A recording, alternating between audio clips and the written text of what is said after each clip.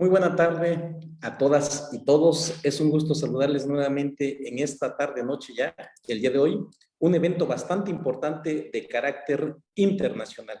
En consecuencia, el Tribunal de Justicia Administrativa del Estado de Oaxaca, a través de su coordinación de capacitación y la página de Facebook Viernes de Jurisprudencia, en el marco del curso especializado en el nuevo sistema de justicia laboral, les da la bienvenida a esta presentación de este importante libro titulado Litigio estratégico para el cambio social en México, algunas reflexiones y algunos casos, autoría del maestro Carlos Morales Sánchez. Esta transmisión tiene origen en la ciudad de Oaxaca, en la sede del Tribunal de Justicia Administrativa del Estado de Oaxaca.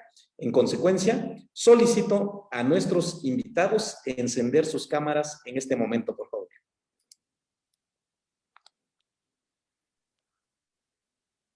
Muy buena tarde a todas y todos. Nos acompañan en este importante evento de carácter internacional las siguientes personalidades. El magistrado Manuel Velasco Alcántara, presidente del Tribunal de Justicia Administrativa del Estado de Oaxaca. Asimismo, saludo a la magistrada y magistrados que integran el Pleno del Tribunal de Justicia Administrativa de nuestro Estado de Oaxaca. Saludo de igual manera con gran afecto al maestro Jesús Gerardo Herrera Pérez. Él es director de la Defensoría Pública del Estado de Oaxaca. Al maestro Darinel Blas García, administrador de la página de Facebook Viernes de Jurisprudencia. Y de igual manera, con mucho afecto, saludo a la maestra Carolina López Pérez, asesora de presidencia del IRESOT, lo mismo que a la maestra Fabiola Galaviz Valenzuela, directora ejecutiva del IRESOT. Y con especial agrado y agradecimiento, saludo a nuestros invitados especiales el día de hoy. En primer momento, con mucho gusto, mucho agrado, al doctor Víctor Rodríguez Recia. Asimismo, al doctor Fabián Omar Salvioli y desde luego al maestro Carlos Morales Sánchez, autor de la obra que el día de hoy se presenta. En primer momento, y para efectos de dar inicio a este importantísimo evento académico de carácter internacional, cedo en primer momento el uso de la palabra al maestro Jesús Gerardo Herrera Pérez, director de la Defensoría Pública del Estado de Oaxaca y prologador de la obra que se presenta. Adelante, por favor, maestro. Muy buena noche a todas y todos. Desde luego quiero agradecer al magistrado Manuel Velasco Alcántara este tipo de actividades que le dan un realce importante a la labor que él desempeña y desde luego innova en una forma que hoy la pandemia nos ha enseñado a interactuar, y me da mucho gusto también poder saludar al maestro Alexander Pérez Carrera, que ha sido, aparte de un gran amigo, un aliado en promover este tipo de actividades. ¿Y qué más puedo decir de las grandes personalidades que hoy tenemos, como el maestro y doctor Víctor Rodríguez Recia y desde luego a Fabián Salvioli, con quienes la vida me ha dado la oportunidad de interactuar en diferentes ocasiones y en diferentes momentos, de aprenderles mucho y seguirles aprendiendo, de decirle a todo el auditorio que hoy nos está acompañando que este gran esfuerzo que hace el tribunal y desde luego el IRESOT, que hoy es también parte importante de este esfuerzo, tiene un gran fruto y ese fruto lo estamos viendo en la gran obra que hoy va a presentar mi querido amigo, hermano, sensei, rabí, ninfo del derecho, el maestro Carlos Morales, a quien le agradezco desde luego la oportunidad que me dio de poder escribir el prólogo de su libro, un libro que nos invita a la aventura, a no tener temor de querer innovar en este quehacer del derecho. El derecho nos sigue enseñando todos los días que es como un iceberg donde solamente los teóricos, los filósofos han explorado una parte de la punta del iceberg, y hay mucho más que se necesita explorar, que se necesita innovar, y sobre todo ante las adversidades y ante las nuevas circunstancias que nos presenta la vida. Es muy importante y muy básico este libro en el sentido de todo lo que el maestro Carlos presenta. No abundaré en el tema porque sé que será parte fundamental de esta plática. Solamente quiero decirles que si queremos resultados distintos, como es lo que aspiramos muchos de los que amamos el derecho, hay que innovar y buscar esos nuevos trayectos. Y me permitiré leer solamente un párrafo del prólogo que me que tuve la bendición y la fortuna y me siento muy congraciado, maestro Carlos, que me permites.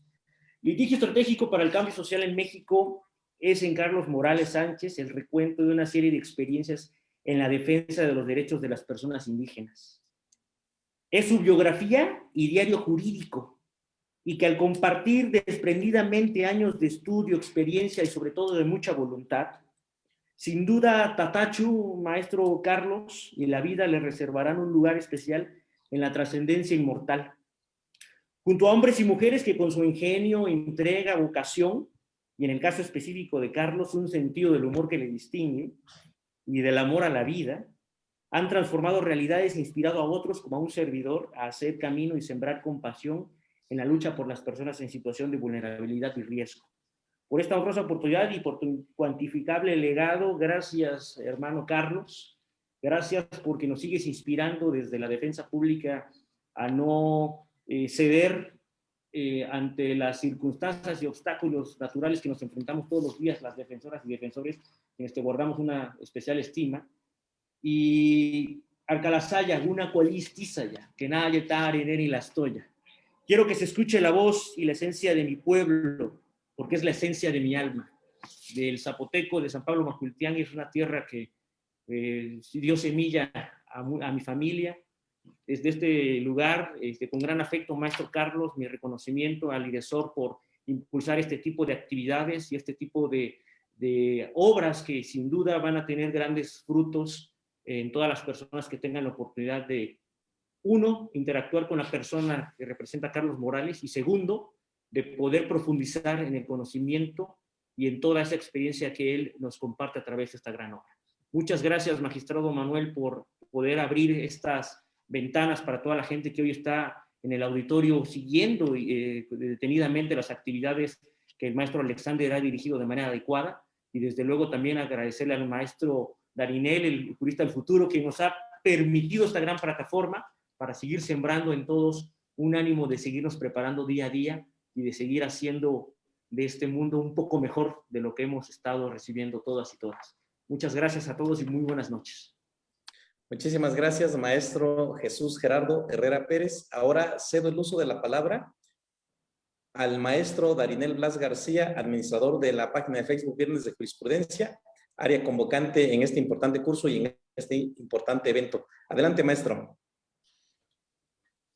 ¿Qué tal? Buenas noches a todas y todos. Un gusto volver a saludarlos en el marco de este primer curso del nuevo sistema de justicia laboral, y bueno, en esta ocasión para la presentación del libro de la autoría del maestro Carlos Morales Sánchez, quien ha sido un amigo y colaborador también en el grupo Viernes de Jurisprudencia, ha sido un maestro muy activo. Gracias por estar aquí. Saludo con afecto al magistrado Manuel Velasco Alcántara, al doctor Víctor Rodríguez, al doctor Fabián Salvioli, a la maestra Carolina López, al maestro Jesús Herrera y desde luego también al maestro Alexander. Gracias a todas y todos por estar en este importante evento. Es un orgullo para nosotros que se esté presentando este libro, desde luego un libro oaxaqueño de Oaxaca para el mundo. Y bueno, pues vamos a aprender mucho, un libro muy útil para todos los litigantes en materia de derechos humanos, en litigio estratégico. Y bueno, pues felicidades, maestro Carlos, y gracias por estar presente en esta plataforma que de manera conjunta hemos pues organizado este evento con el Tribunal de Justicia Administrativa. Muchas gracias a todas y todos, bienvenidos y bienvenidas. Muchísimas gracias, maestro Darinel Blas. Ahora cedo el uso de la palabra, por favor, al anfitrión de este importantísimo evento académico, guía indiscutible para todas estas actividades que se han desarrollado en este tribunal y, desde luego, liderazgo impresionante para efectos de las actividades académicas que aquí se han desarrollado vía online. Cedo entonces el uso de la palabra al magistrado Manuel Velasco Alcántara, presidente del Tribunal de Justicia Administrativa del Estado de Oaxaca, para su mensaje respectivo. Adelante, por favor, señor magistrado. Muchas gracias, maestro Alexander. Muy buenas tardes, noches, tengan todos ustedes. Quiero darles una afectuosa bienvenida a la presentación del libro intitulado Litigio Estratégico para para el cambio social en México. Saludo con respeto al auditorio que nos sigue a través de la plataforma digital Facebook Live en México, así como a los que nos siguen en países hermanos como Argentina, Colombia y Costa Rica, entre otros, que ahorita están conectados con nosotros. Del mismo modo, externo un afectuoso saludo a la magistrada y magistrados que integran el Pleno del Tribunal de Justicia Administrativa del Estado de Oaxaca. Al maestro Jesús Herrera Pérez, director de la Defensoría Pública del Estado, mi gran afecto y cariño para ti, para tu papá, Jesús. Somos paisanos de la sierra. Ahí estamos día a día, ahí golpe a golpe, ¿no? Como dice. Al maestro Darinel Blas García, mi agradecimiento infinito. Darinel, no sabes cómo nos has apoyado y cómo te lo agradezco infinitamente, que es el administrador de la página de Facebook Viernes de Jurisprudencia. De manera muy especial y con profundo agradecimiento, saludo a cada uno de nuestros invitados especiales del día de hoy. Al doctor Víctor Rodríguez Recia, exmiembro del Comité de Derechos Humanos de la ONU y presidente del Centro de Derechos Civiles y Políticos con sede en Ginebra, Suiza. Al doctor Fabián Omar Salvioli, relator especial de las Naciones Unidas sobre la promoción de la verdad, la justicia, la reparación y las garantías de no repetición.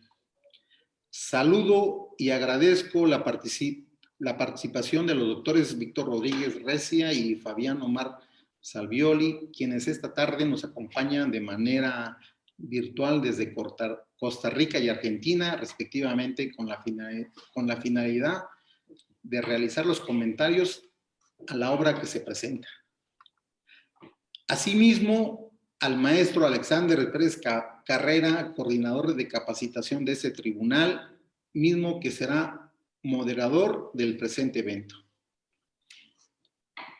Finalmente, saludo con gran afecto al maestro Carlos Morales Sánchez, Carlitos, mi hermano y un gran agresor jurídico, y ahí nos vamos a ver, Carlitos, ¿eh? Te saludo con mucho afecto y cariño. Orgullosamente oaxaqueño, que ha trascendido con todos los amparos que ha promovido. Yo lo quiero mucho, lo aprecio y lo respeto, y es un gran amigo oaxaqueño, quien es motivo de que nos reunamos a través de esta plataforma para la presentación de su libro titulado Litigio Estratégico para el Cambio Social en México. Sin duda alguna, el contenido de este libro resultará de gran relevancia al abordar, entre otras cosas, temas relativos a la aplicación de los tratados internacionales en el norte mexicano y de manera muy explícita lo referente a la figura denominada el parámetro del control de regularidad constitucional, establecido como obligación de todo juzgador al emitir una resolución en cada caso concreto y al abundar necesariamente en lo dispuesto por nuestra Constitución Federal. La jurisprudencia emitida por el Poder Judicial de la Federación, los tratados internacionales y la jurisprudencia interamericana de los derechos humanos. Por lo tanto, en nombre del Tribunal de Justicia Administrativa del Estado de Oaxaca y de la página del Facebook Viernes de Jurisprudencia, sean ustedes bienvenidos a este importante evento virtual que tiene origen en el Tribunal de Justicia Administrativa del Estado de Oaxaca, con mucho aprecio para Carlitos, para servicio de la comunidad jurídica nacional e internacional. Me congratula mucho, sean todos bienvenidos, que Dios los acompañe y los ilumine y a seguir cuidándonos. Un gusto, muchas gracias. Muchísimas gracias, señor presidente. A nuestros invitados igual agradezco bastante la asistencia, muy importante para este evento de carácter internacional. Ahora pasaremos a dar lugar a la parte formal de la presentación de este importantísimo libro titulado Litigio Estratégico para el Cambio Social en México, algunas reflexiones y algunos casos, autoría del maestro Carlos Morales Sánchez. Para ese efecto tendremos como comentaristas, como ya se anunció hace un momento, a los doctores Víctor Rodríguez Recia doctor Fabián Omar Salvioli, y desde luego al maestro Carlos Morales Sánchez. La dinámica para esta presentación implicará una primera ronda de participaciones, cada ponente, cada comentarista hasta por un tiempo de 20 minutos, y posterior a ello, en una segunda ronda, realizaremos preguntas directas a cada uno de nuestros ponentes. En consecuencia, solicitamos a este importantísimo auditorio que el día de hoy nos sigue, a que en el chat de la transmisión en vía Facebook de esta importante presentación del libro, generen sus preguntas directas hacia nuestros ponentes para efectos de que yo las pueda recabar, se las pueda hacer llegar a cada uno de nuestros ponentes. Para dar lugar entonces a la presentación de este importantísimo libro, vamos a ceder en primer momento el uso de la palabra al doctor Fabián Omar Salvioli, de quien previamente a cederle el uso de la palabra voy a compartir con todo nuestro auditorio una brevísima síntesis curricular respecto de lo que implica su amplia trayectoria profesional. Y es literal, es en serio, es una brevísima síntesis curricular respecto de su amplísima trayectoria profesional. El doctor Omar Salvioli, en la actualidad, es relator especial sobre la promoción de la verdad, la justicia, la reparación y las garantías de no repetición de la Organización de las Naciones Unidas. Es profesor de Derecho Internacional y Derechos Humanos en la Facultad de Derecho de la Universidad de La Plata, Argentina, donde también es director del programa de Maestría en Derechos Humanos y director del Instituto de Derechos Humanos. Ha impartido conferencias en muchos países y universidades de América, Europa, África y Asia. También es miembro de la Asamblea General del Instituto Internacional de Derechos Humanos en Estrasburgo, Francia, y del Instituto Interamericano de Derechos Humanos en San José de Costa Rica. Es autor de diversos libros y artículos sobre el derecho internacional de los derechos humanos, los mecanismos de derechos humanos de las Naciones Unidas, el Sistema Interamericano de Derechos Humanos y sobre reparación, interpretación y aplicación de los principios de los derechos humanos y la justicia internacional. Fue miembro del Comité de Derechos Humanos de las Naciones Unidas entre 2009 y 2016 y su presidente entre 2015 y 2016. En esta capacidad, fue autor de las directrices sobre reparaciones adoptadas por el Comité en octubre de 2016. Como abogado, ha litigado en casos ante la Comisión Interamericana de Derechos Humanos y la Corte Interamericana de Derechos Humanos. En esta capacidad, presentó el primer escrito Amicus Curiae sobre el derecho a la verdad ante la Corte Interamericana. Se desempeñó 2 veces como miembro y 3 veces como presidente de los tribunales de arbitraje ad hoc sobre reparaciones monetarias dentro del mecanismo de soluciones amistosas de la Comisión Interamericana de Derechos Humanos. Ha recibido varios títulos honoríficos en reconocimiento a su trabajo en el área de derechos humanos y educación, entre ellos, profesor honorario de la Universidad de Buenos Aires, profesor honorario de la Universidad Nacional de La Pampa, ilustre graduado de la Universidad Nacional de La Plata, ciudadano ilustre de la Ciudad de La Plata y destacada personalidad de la provincia de Buenos Aires. Es un verdadero honor y una gran oportunidad tener en este curso, en esta presentación de este importante libro, al doctor Fabián Salvioli. La palabra es suya, maestro, y es un verdadero placer saludarle. Adelante, por favor. Muchas gracias, Alexander, y muy buenas tardes para ustedes. Noche para mí, aquí son las 10:20 de la noche en Argentina.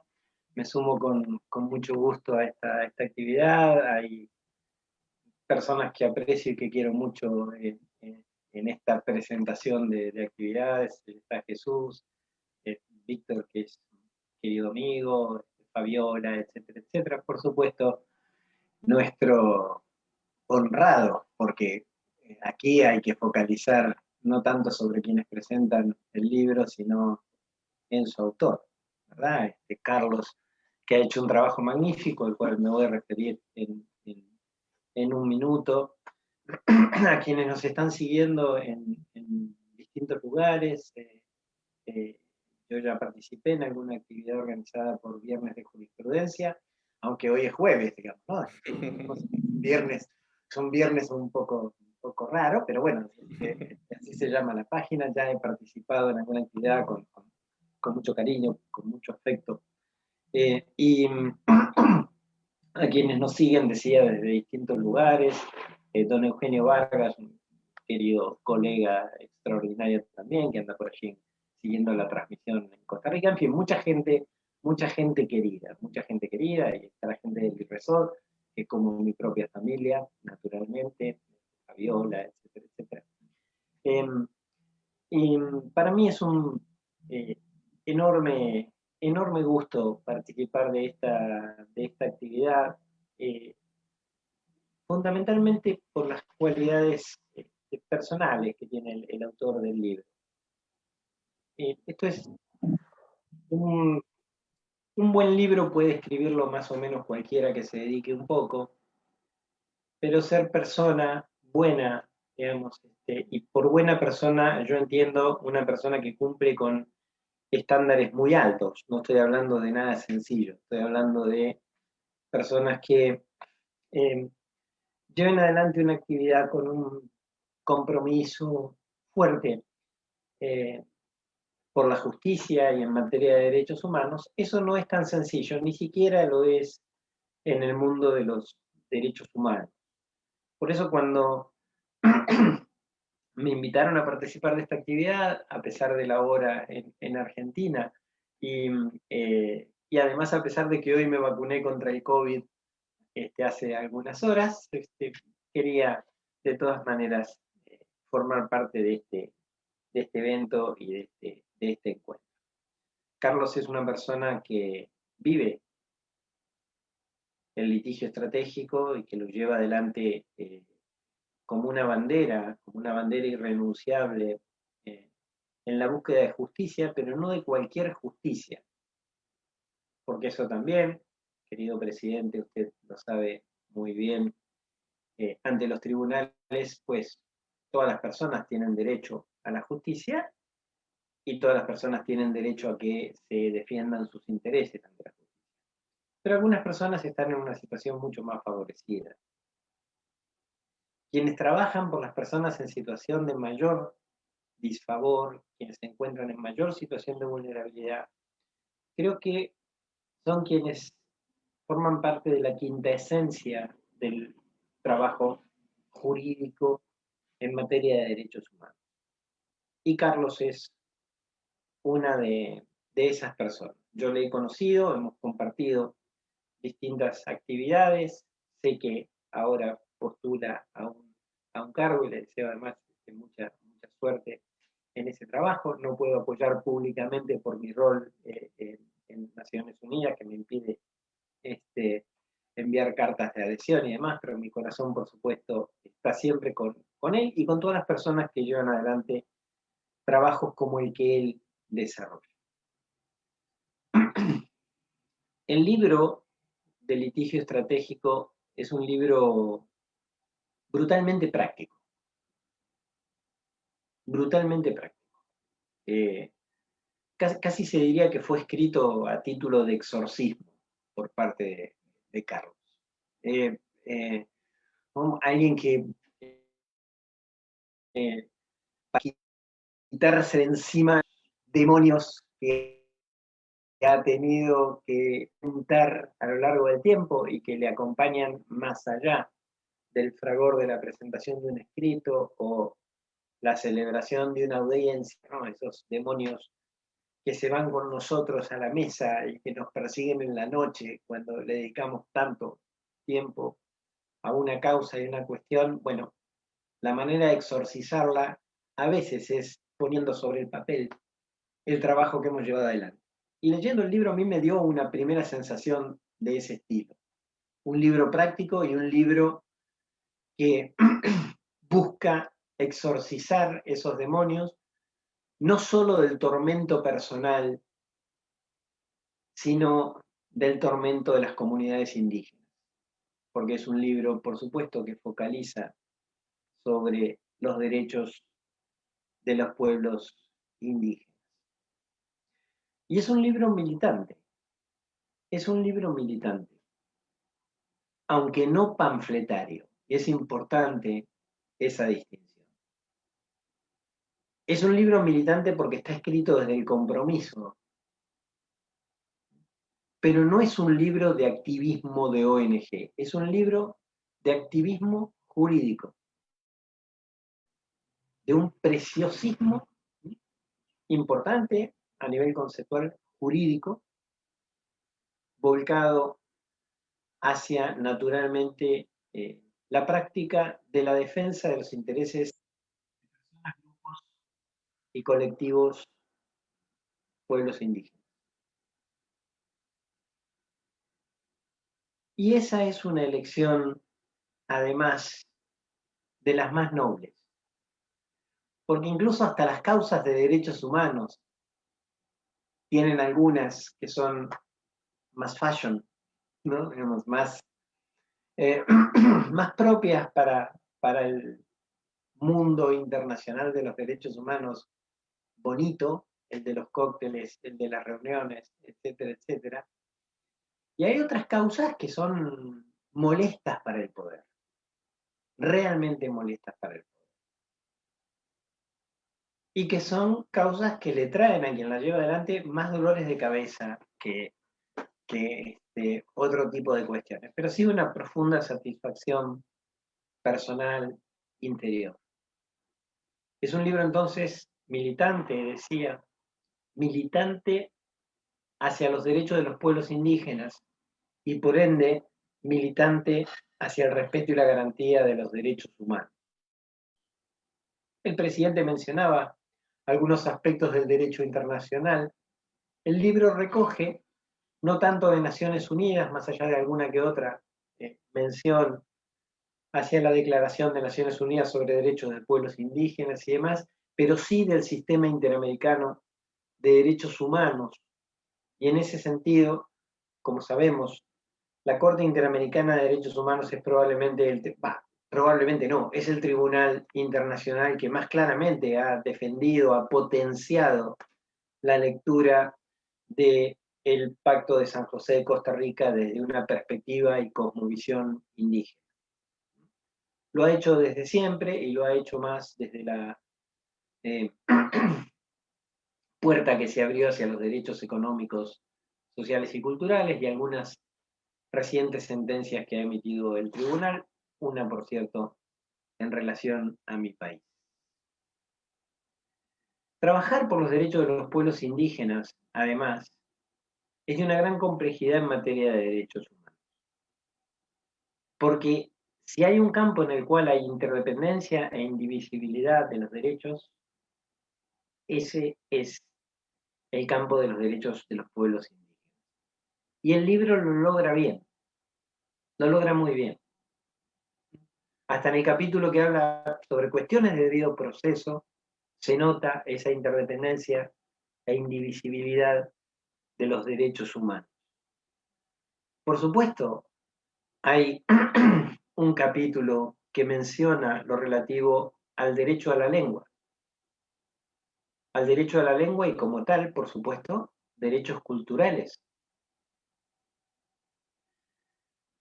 Pero hay que considerar y entender que hasta el propio Lemkin, cuando estaba trabajando en la confección del proyecto de convención contra el genocidio, tenía en cuenta algo que no quedó plasmada en la convención, aunque luego sí lo plasmaron sentencias de tribunales internacionales de los años 90. Me estoy refiriendo al genocidio cultural. Y el genocidio cultural es el que apunta a destruir cuestiones tales como la lengua.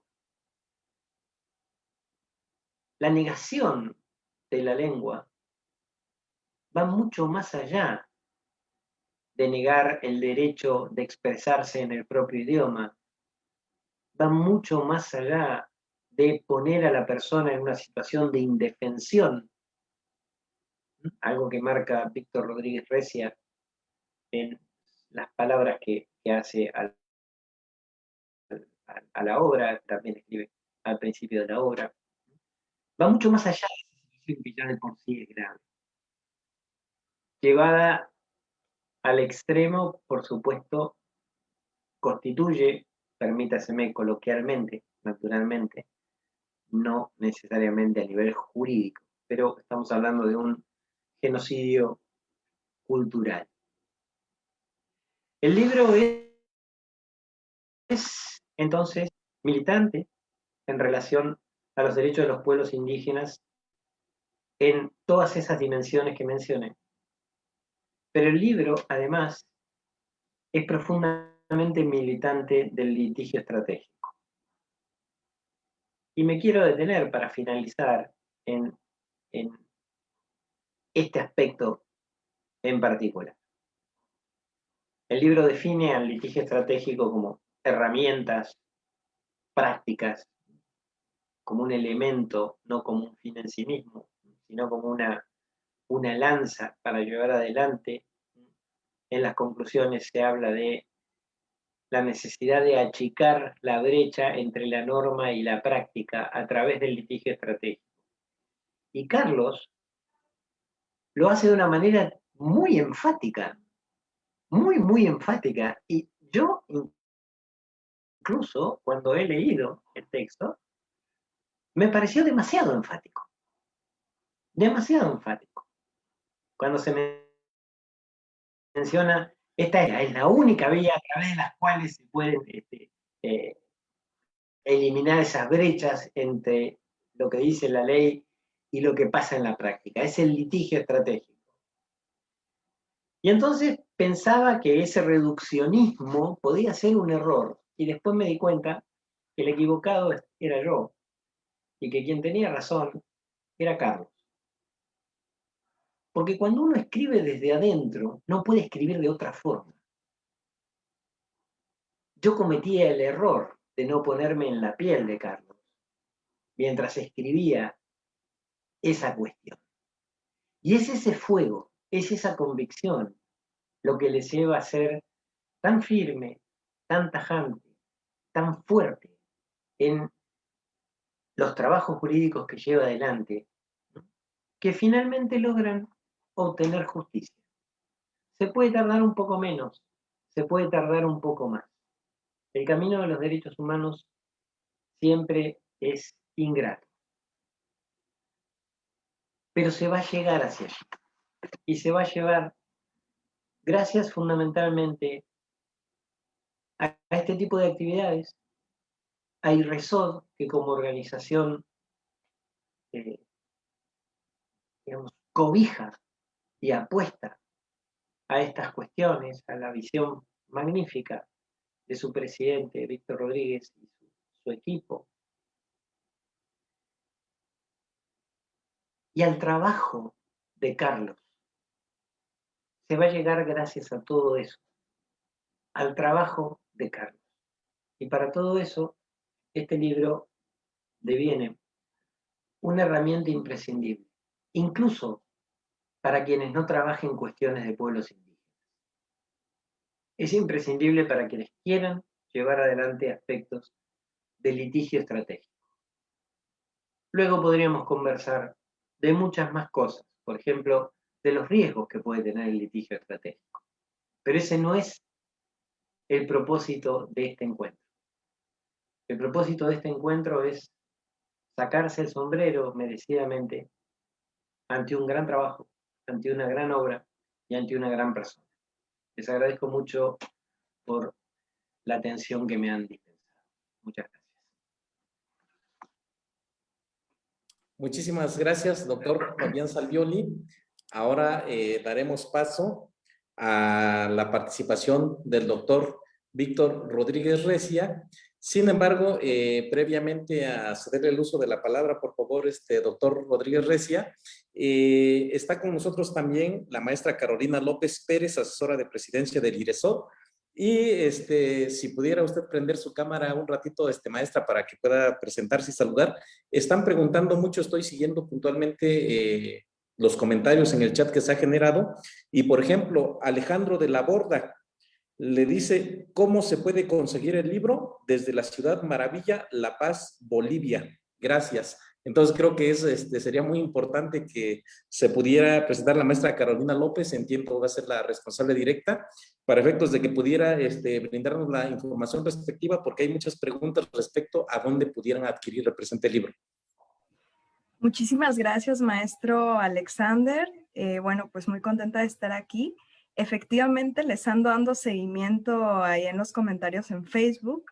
Si tienen dudas para adquirir el libro y demás, pueden escribirme por medio de inbox a mi cuenta de Facebook personal.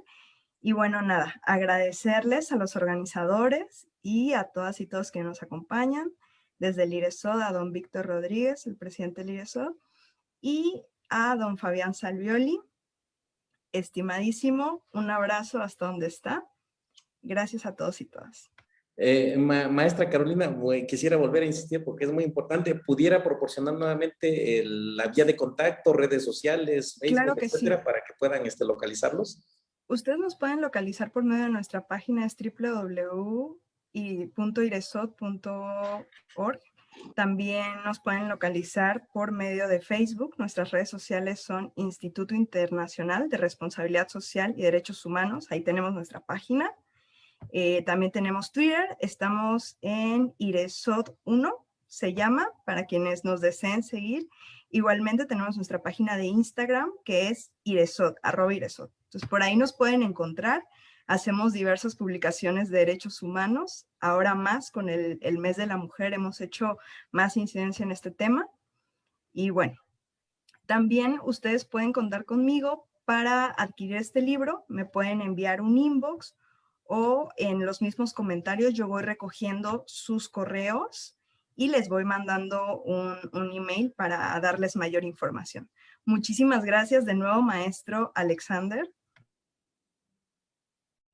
Pues muchísimas gracias, pues vale mucho la pena. Les comento, nos están viendo ahorita más de 2,000 personas, entonces pues están muy insistentes en la situación de cómo conseguir esta importante obra. Y yo creo que también el vínculo con el Instituto Interamericano de Responsabilidad Social, Derechos Humanos, que pues soy parte del mismo, ¿no? Nos han cobijado en el mismo y pues fenomenal la experiencia académica en esta área académica tan relevante. Ahora sí, vamos a ceder, por favor, el uso de la palabra al doctor Víctor Rodríguez Recia, comentarista de esta importante obra que se presenta, y previamente a cederle el uso de la palabra, también voy a compartir con todo nuestro auditorio una brevísima síntesis curricular respecto de su amplia trayectoria profesional. El doctor Víctor Rodríguez Recia es presidente del Centro de Derechos Civiles y Políticos con sede en Ginebra, Suiza, presidente y fundador del Instituto Interamericano de Responsabilidad Social y Derechos Humanos, IRESOD, con sede en Costa Rica, México, Colombia y Ginebra, Suiza.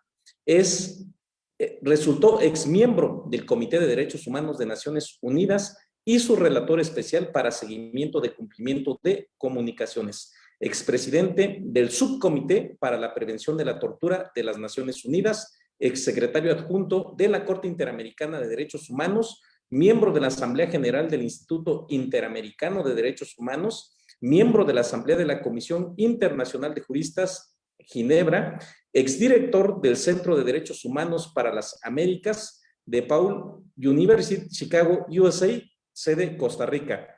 Profesor invitado en diversas universidades de América Latina y Europa, entre ellas Columbia University, Nueva York, USA y Universidad de Verona, Italia.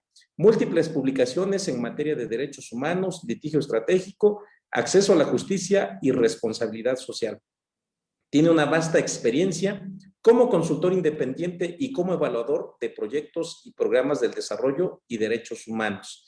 Es consultor externo principal del Instituto Interamericano de Derechos Humanos, con sede en San José de Costa Rica. Asimismo, es coautor del libro Prisión Preventiva Oficiosa en México, entre muchos otros artículos y libros. Cedo entonces el uso de la palabra, por favor, al doctor Víctor Rodríguez Recia. Adelante, por favor, apreciado maestro. Muchas gracias, Alexander, por esa presentación. Gracias a los organizadores, a mi amigo, hermano Fabián, a Carlos Morales, mi hermano, mi amigo también, por supuesto, le mando un gran saludo a Gerardo, a todas las personas que nos escuchan. Desde Costa Rica les hablo. Esta no es la primera vez que participo en la presentación del libro de Carlos y estoy seguro que no va a ser la última tampoco. Voy a hablar del libro desde 3 perspectivas. La más aburrida, pero importante, importante, la de editor, porque si no fuera por eso, este libro no existiría. Pero yo empecé con los trabajos de edición de libros en Costa Rica, donde vivo, hace más de 20 años, porque estaba seguro de que había que alimentar la doctrina jurídica nacional, la de mi país, Costa Rica, donde no se fomentaba, ¿verdad? Costa Rica es un país pequeño y los argentinos nos enseñaban mal el derecho. No, esto es una broma. Teníamos que leer de los argentinos, de los mexicanos, por supuesto, etcétera.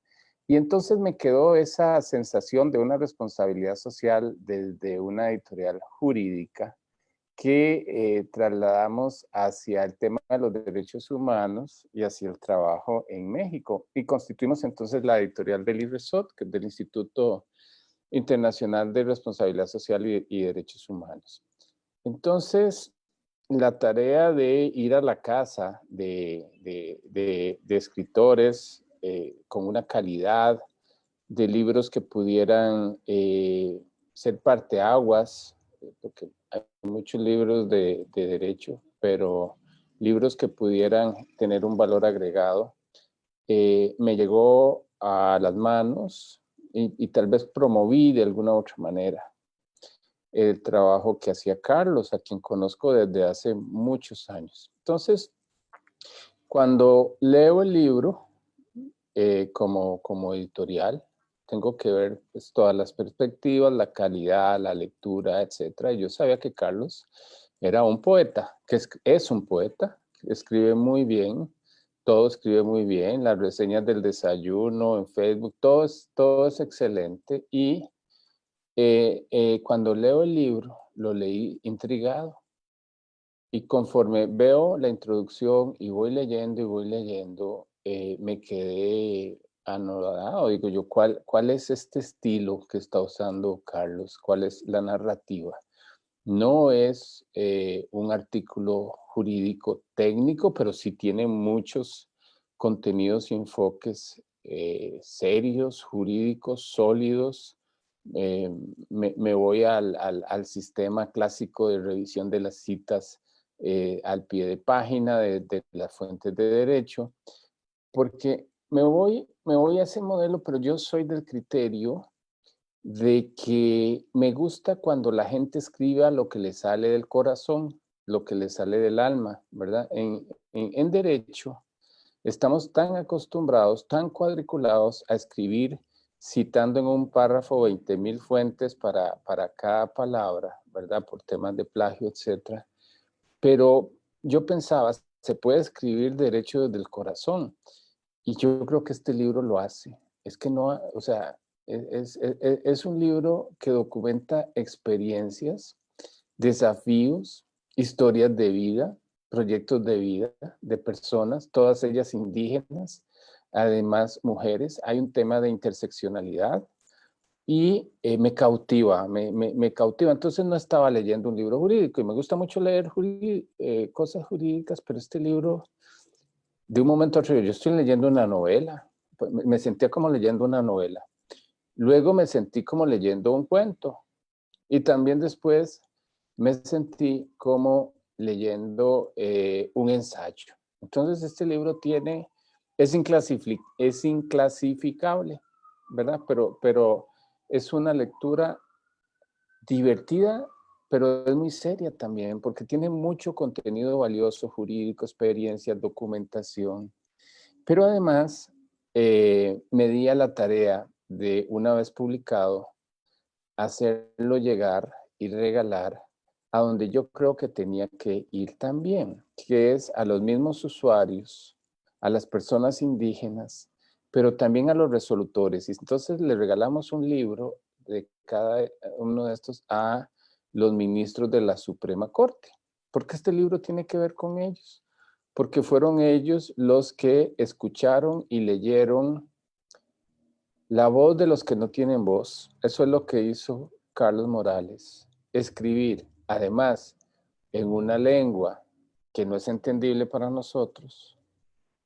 Retar a los juzgadores, a los que les tocó resolver los amparos, para que se sintieran los otros. O sea, ese amparo que documentó Carlos en un lenguaje indígena fue absolutamente una estrategia jurídica desafiante. ¿Ah? Hacer sentir a los juzgadores y a los mismos ministros hasta donde llegó, porque esto se litigó, óigase bien, a nivel de Suprema Corte, a cómo van subiendo en amparo. Esto no pasó por todas las fases de la justicia hasta que le llegaran a dar la razón. Entonces, la emotividad que da a entender nos obliga como, ¿por qué no copiar el modelo bien? ¿Por qué no seguir, tal vez no copiando, pero sí aprendiendo de los que saben? Entonces, el primer tema que a mí me trajo a colación es que el tema indígena es un tema que a mí me atrae. Si ustedes me preguntan a mí cuál es el tema, no de mayor expertise, porque no me considero un experto, pero sí que me entusiasma, es el tema indígena. Pero siempre digo en todos los talleres y en todas las capacitaciones, ¿por qué quienes escriben sobre temas indígenas son generalmente antropólogos, sociólogos, abogados, etcétera, y no hay indígenas escribiendo, ¿verdad? Y en los talleres a veces no se invitan o se traen como víctimas, ¿verdad? Entonces, este libro de Carlos no solo está legitimado por la estrategia jurídica impecable, sino porque Carlos es realmente un hermano, es indígena, es de Oaxaca, viene y conoce de lo que está hablando, es del México profundo. Entonces yo catalogaría este libro como un libro jurídico del México profundo, del México indígena, del México rico, del México de la interculturalidad, de la multiculturalidad, de la cuna de un estado donde yo aprendí allá por los años 90 que una de las legislaciones más avanzadas sobre el tema indígena era Oaxaca, más que Ecuador, inclusive más que Colombia, etc. Es decir, la legislación que había en aquel momento era avanzada, pero la pregunta era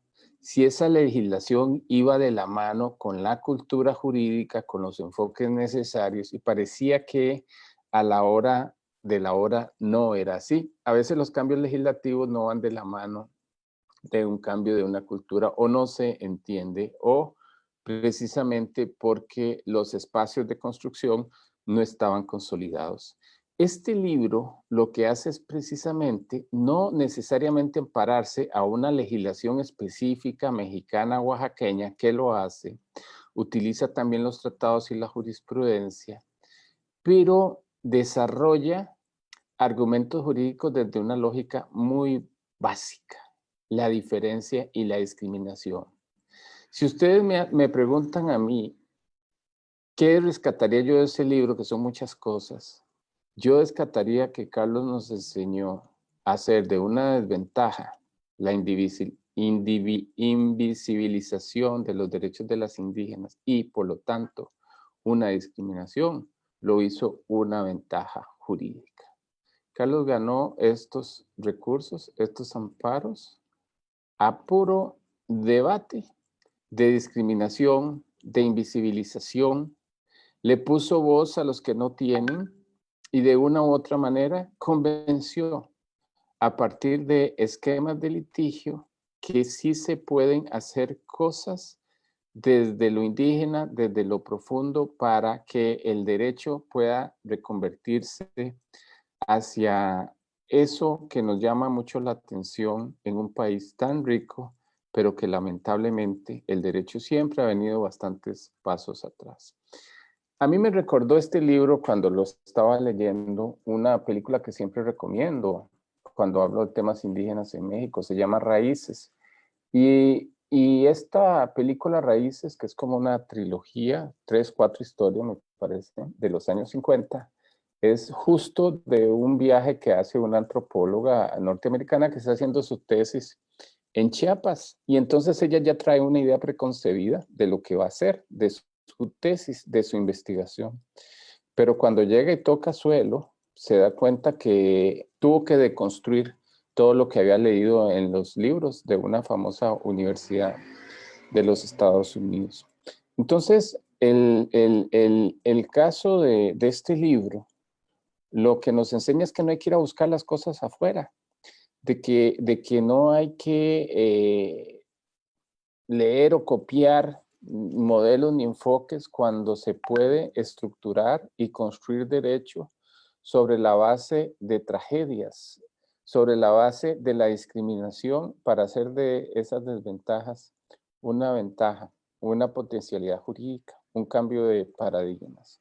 Es un libro que yo les recomiendo leer, es un libro que se lee fácil, pero también es un libro que les permite y nos permite tomar notas para que cualquier tipo de defensa se haga desde lo más noble que es la dignidad, no desde el conocimiento jurídico. El conocimiento nos puede alcanzar para redactar un amparo, sí, nos alcanza para redactar un amparo, pero no nos alcanza cuando queremos ser realmente creativos por las causas que nos conmueven.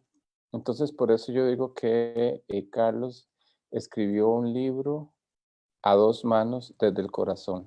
Yo no quiero decir más porque quiero dejar que sea Carlos el que testimonie lo que él siempre cuenta, cómo hizo, por qué lo hizo. Es muy interesante oír las historias de hermandad, porque estos no son clientes, estos son hermanos, hermanos que Carlos, por cierto, me gustaría algún día conocer. Los he conocido a través de tu libro, pero me gustaría conocerlos desde la parte más humana, desde la parte que realmente nos abraza, que es la dignidad, una dignidad compartida. Muchísimas gracias. Muchísimas gracias, doctor Víctor Rodríguez Recia. Le envían múltiples saludos también. Incluso le comento ahí, comentario de una persona de Costa Rica que dice que tiene usted una voz muy, muy agradable, muy interesante. Entonces le envían saludos desde su tierra, Costa Rica. Y pues para nosotros en México, pues una excelentísima oportunidad poder tener a dos personas tan importantes en el sistema interamericano y universal de derechos humanos. Y desde luego también pues celebramos bastante la participación en este momento de nuestro amigo Carlos Morales Sánchez, autor de la obra que presentamos y pues orgullosamente oaxaqueño. Entonces ahora vamos a ceder el uso de la palabra a nuestro festejado el día de hoy, de quien presentamos tan importante obra, pero previamente a cederle el uso de la palabra, también voy a compartir con nuestro auditorio una breve síntesis, de igual manera brevísima síntesis curricular respecto de lo que implica la importantísima actividad profesional del maestro Carlos Morales Sánchez. Es licenciado en Derecho por la Universidad Autónoma Benito Juárez de Oaxaca, con estudios de maestría en la misma universidad y en la California Western School of Law de San Diego, California.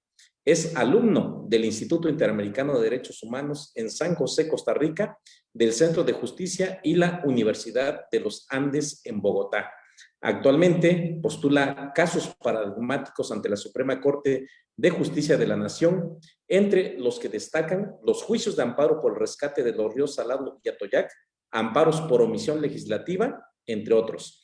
Es profesor de Amparo y Derecho Internacional de los Derechos Humanos en los posgrados de la Universidad Autónoma Benito Juárez de Oaxaca, Universidad Regional del Sureste, Universidad Anáhuac, en el Centro de Construcción de Ciudadanía y la Universidad Autónoma de Chiapas, entre muchas otras universidades.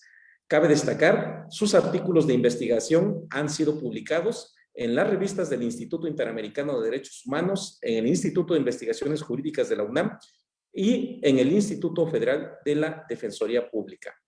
Es autor del libro que se presenta, titulado Litigio Estratégico para el Cambio Social en México, algunas reflexiones y algunos casos. Adelante, por favor, maestro Carlos Morales Sánchez.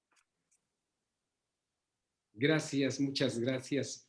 Solo tengo palabras de agradecimiento para mis queridos maestros, mis queridos guías, los doctores Fabián Salvioli y don Víctor Rodríguez Recia. Es hora de agradecer tan bellas palabras.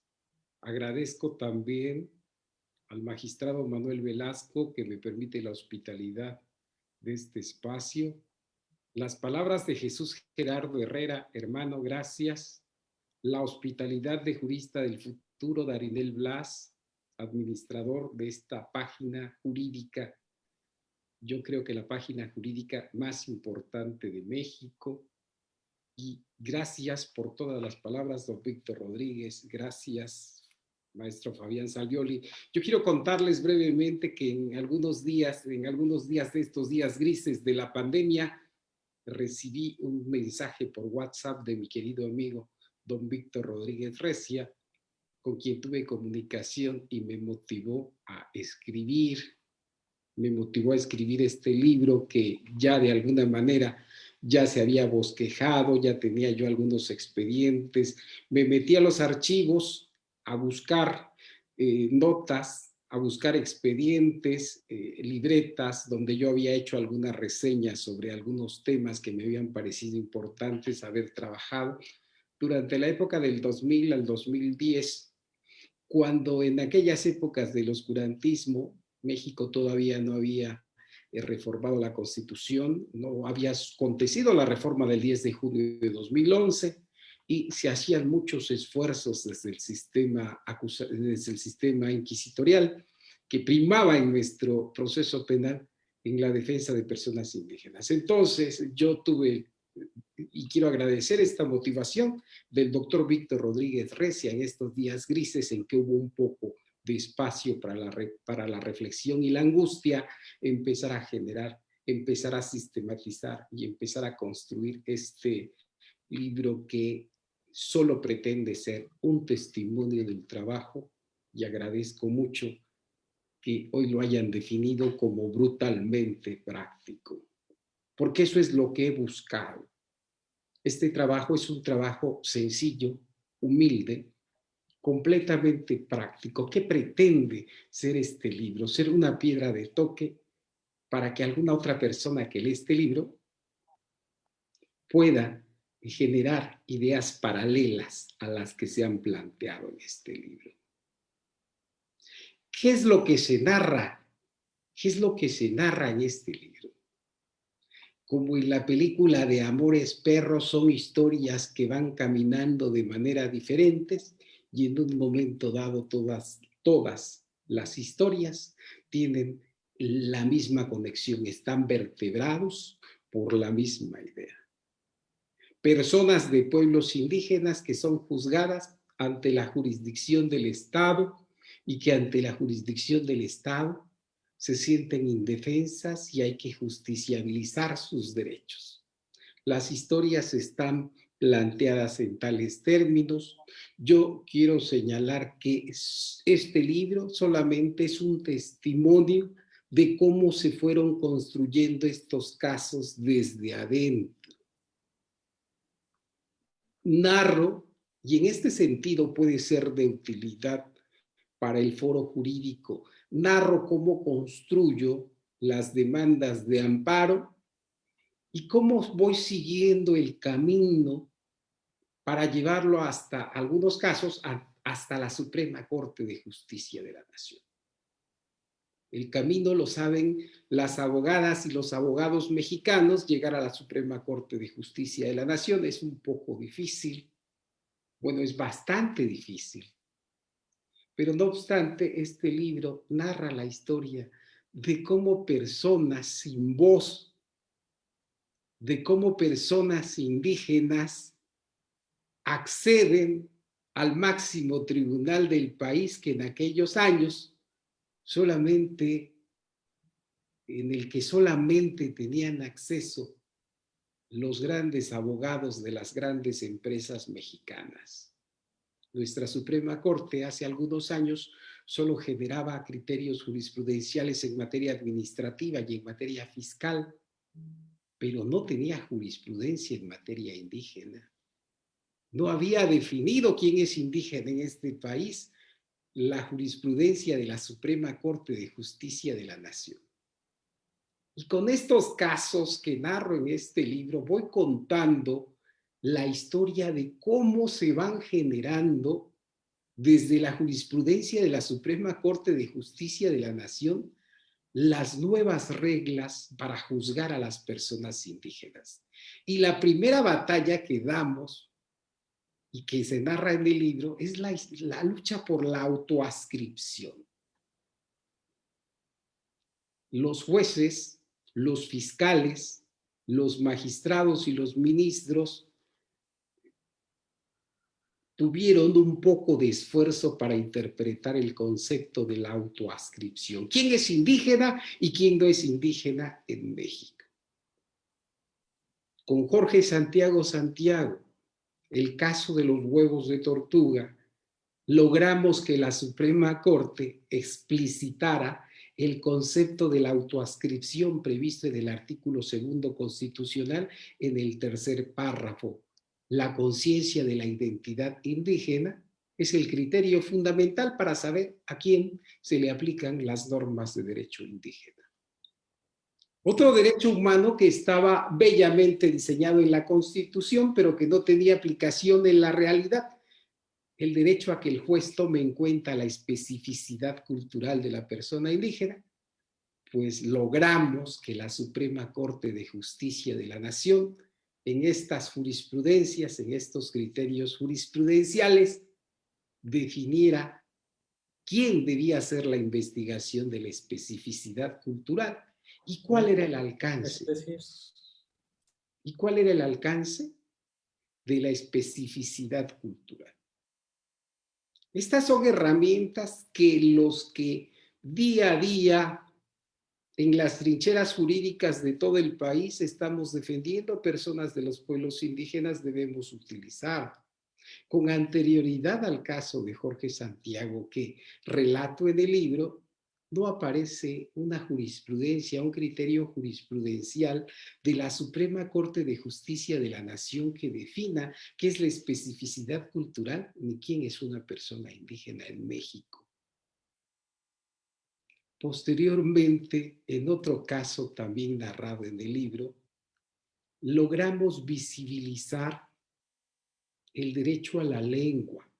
Logramos demostrar que el castellano no tiene el monopolio de la promoción, de las promociones jurídicas ante los órganos del Estado. Logramos demostrar que en México existen 63 lenguas nacionales, 62 lenguas indígenas y el castellano, y que esas lenguas son válidas para todas las promociones, ejercicios, escritos, peticiones, y a partir de eso, lo narro en el libro, el Tribunal Federal Electoral ahora ha emitido sentencias de las cuales ordena que sean traducidas a las lenguas indígenas del país. Ahora ya hay libros en dogmática penal en materia indígena.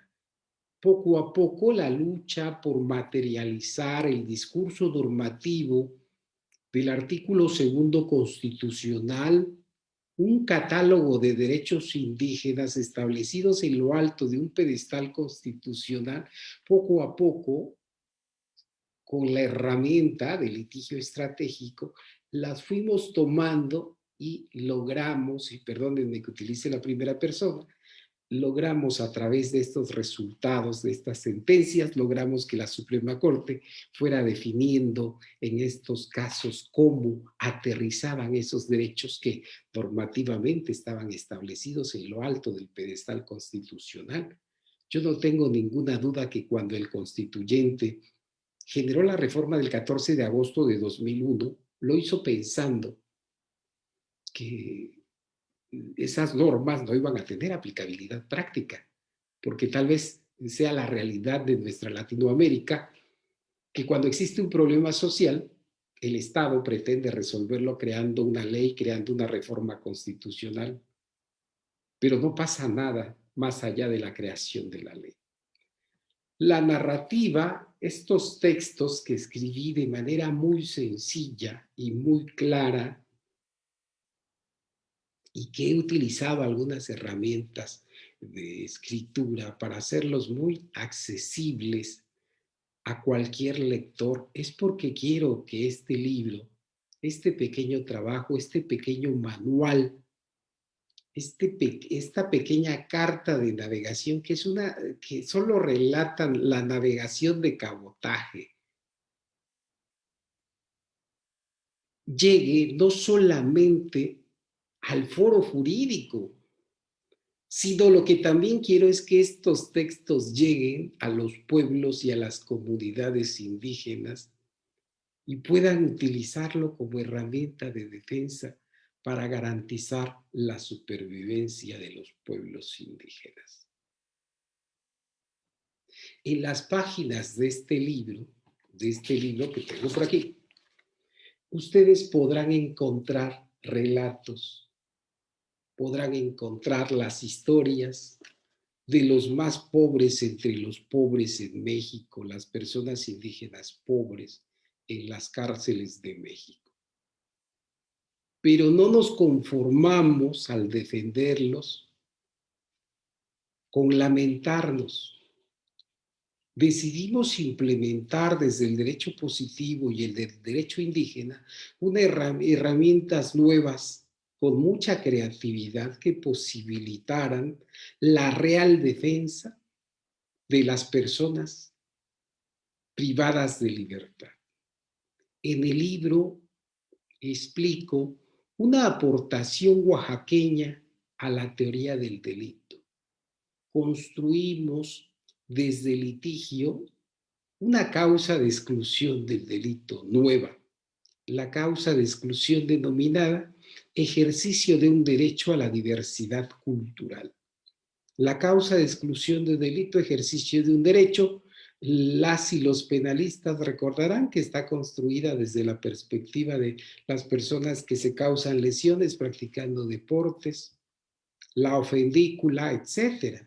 Pero aquí lo que nosotros planteamos fue rediseñar esta causa de exclusión de delito del ejercicio de un derecho a la diversidad cultural y construirla, rediseñarla y explicar que las personas indígenas no necesariamente tienen que ser absueltas por una figura ominosa que se llama error de prohibición, sino que debíamos rediseñar esa visión del error de prohibición, porque el error de prohibición que le aplican a nuestras hermanos y hermanos indígenas en algunos casos tiene que ver con una carga discriminatoria.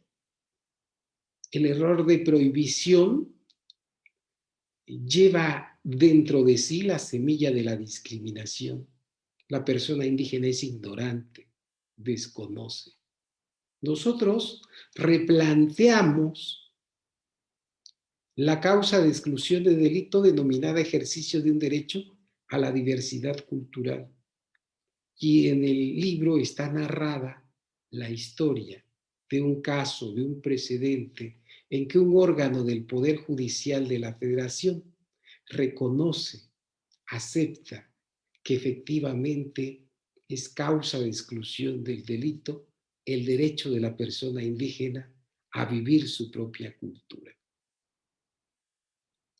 En estas páginas están narradas las historias, los casos, los testimonios y todas las historias que narro, todos estos casos de litigio, que son de litigios exitosos, tienen sus referencias a los expedientes y pueden ser consultadas para quien esté interesado en abundar sobre los temas, acudir al acceso a la información pública o acudir a la página de la Suprema Corte de Justicia de la Nación y buscar los casos. Ahí están todas las referencias y todas las informaciones. ¿Qué hacemos nosotros? ¿Qué es lo que pretendo hacer con este libro? Lo que pretendo hacer en primer lugar es dejar un testimonio de este trabajo y en segundo lugar pretendo generar una motivación. Pretendo que las personas que estudian derecho, pretendo que los abogados mexicanos y quienes nos lean en muchas partes, pues puedan encontrar alguna motivación para pensar que el derecho no solamente es ese derecho positivo y que el amparo no solamente es el amparo de Burgoa, sino que tenemos que rediseñar, redefinir nuestra visión de lo que es el derecho. Y en este libro, en este pequeño libro donde planteo estos casos, pues son un testimonio de esta actividad. Cuando yo litigaba estos casos que hoy testimonio, yo no sabía que estaba haciendo litigio estratégico. Yo no sabía que existía litigio estratégico, solo que la primera vez que llevé un asunto a la Suprema Corte, un caso a la Suprema Corte, en el año 2003, me di cuenta que era necesario hacer un tipo diferente de litigio que me permitiera que con un solo juicio permitiera irradiar los resultados a diferentes casos. Y eso es lo que planteé en el amparo de revisión 703/2004, que fue resuelto hace 16 años por la Suprema Corte de Justicia de la Nación.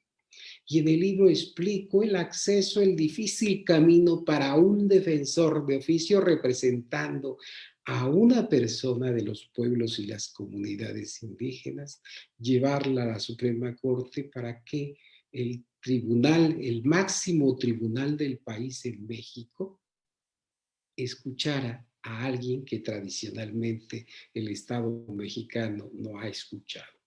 Esa es la historia del libro Litigio Estratégico para el Cambio Social en México. Algunos casos, algunas reflexiones que el Instituto Internacional de Responsabilidad Social en Derechos Humanos ha publicado en su editorial. Quiero comentarles que soy alumno de la Universidad de Altos Estudios del Instituto Internacional de Responsabilidad Social en Derechos Humanos en la maestría de litigio estratégico. Esta Universidad de Altos Estudios está y ha comenzado recientemente la maestría en litigio estratégico internacional. ¿Y qué es lo que he obtenido en esa maestría en estos pocos días que llevamos trabajando? Una visión diferente. Todo lo que narro en el libro tiene que ver, sucede en el contexto interno, sucede, las soluciones se buscan desde la Constitución, desde el Código Penal, desde los tratados internacionales que México ha suscrito. Pero en la maestría en la que actualmente me estoy formando, la visión se amplía, porque de lo que se trata en esa maestría es que conozcamos también que más allá de nuestras fronteras domésticas se puede hacer otro tipo de litigio ante el sistema universal, ante el sistema interamericano. Tenemos otras rutas y otros caminos. La defensa de los derechos de los pueblos indígenas no se agota solamente en sede nacional. Este libro pretendo que sea el primer tomo de otro conjunto, de otro libro, donde se narren los casos que como presidente de litigio estratégico indígena he postulado en México. Ojalá que la vida, el tiempo y el IRESOR DH, el IRESOR, nos permita a nosotros publicar otro texto donde narremos los casos más recientes que hemos postulado. Casos en los que hemos demostrado que el juicio de amparo mexicano es un mecanismo para rescatar ríos.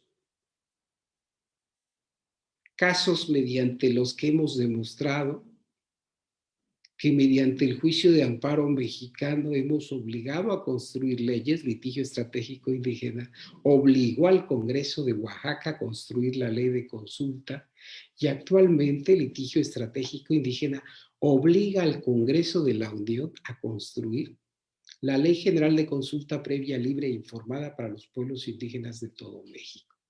Además, litigio estratégico indígena ha postulado ya y ya tiene la sentencia favorable en la que se ordena al Congreso de la Unión construir una ley que queremos que nunca se aplique en México, hemos promovido un amparo para que se construya una ley que no queremos que nunca se aplique, la ley reglamentaria del artículo 29 constitucional, la ley de la suspensión de derechos humanos en México. Entonces, agradezco de nuevo las palabras de Fabián Salvioli, mi querido maestro y amigo, admirado siempre. Tuve la suerte de conocerlo en el primer curso del IRRESOR en San José, Costa Rica. Yo a don Víctor ya lo conocía desde hace algunos años y le agradezco mucho las palabras de don Fabián Salvioli y agradezco también las palabras de don Víctor Rodríguez Recia. Y la invitación es esta. Espero que ojalá puedan leer este testimonio. Espero que ojalá puedan leer este libro para que puedan ustedes sentir no solamente la tristeza de las personas indígenas privadas en libertad, sino escuchar también la alegría que sienten al abandonar los reclusorios en México.